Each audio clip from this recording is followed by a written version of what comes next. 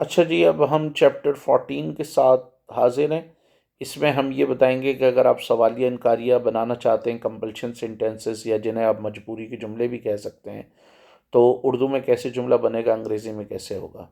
اور میں نے یہ کئی دفعہ بتایا ہے کہ سوالیہ انکاریہ ہم کیوں بناتے ہیں؟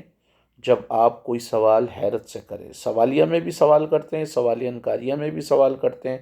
فرق یہ ہوتا ہے کہ سوالیہ میں صرف سوال ہوتا ہے، اس میں کوئی حیرت نہیں ہوتی، کوئی جتانے کا انداز نہیں ہوتا۔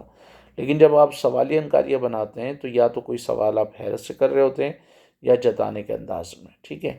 اب فرض کریں ایک ملک میں سب لوگوں کو ٹیکس دینا پڑتا ہے، اور کوئی بندہ کہے I don't have to pay taxes, تو آپ حیرت سے پوچھیں گے don't you have to pay taxes?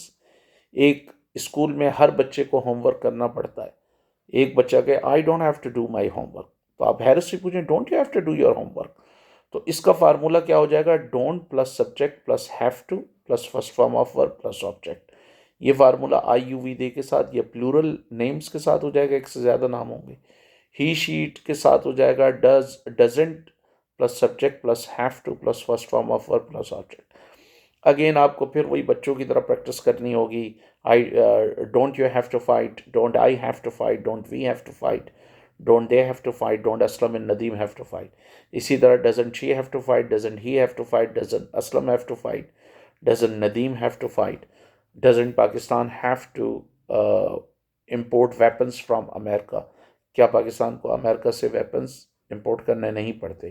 Doesn't India have to depend on America, کیا انڈیا کو امریکہ بے نثار نہیں کرنا پڑتا؟ تو یہ آپ کا چیپٹر 14 کمپلیٹ ہو گیا ہے، جس میں ہم نے کمپلشن سینٹینسز کے اقراریہ انکاریہ سوالیہ انکاریہ پڑھے۔ اب آپ اس کی پریکٹس کریں، اور سب سے زیادہ اس بات پہ غور کریں کہ آپ کس طرح اس کو دوسرے جملوں کے ساتھ ملا سکتے ہیں۔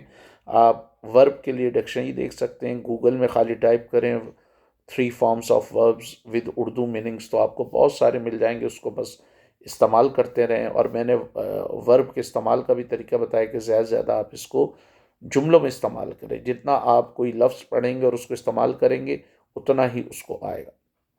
جیسے فرض کریں کہ کرس، لعنت بھیجنا، آئی ڈونٹ ہیو ٹو کرس ہم، مجھے اس پر لعنت نہیں بھیجنی پڑتی، آئی کانٹ کرس ہم، میں اس پر لعنت نہیں بھیج سکتا۔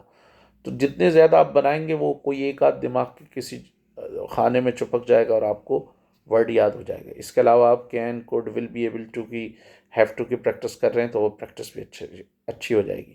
تو یہ چیپٹر 14 یہاں پر اختتام پذیر ہوتا ہے۔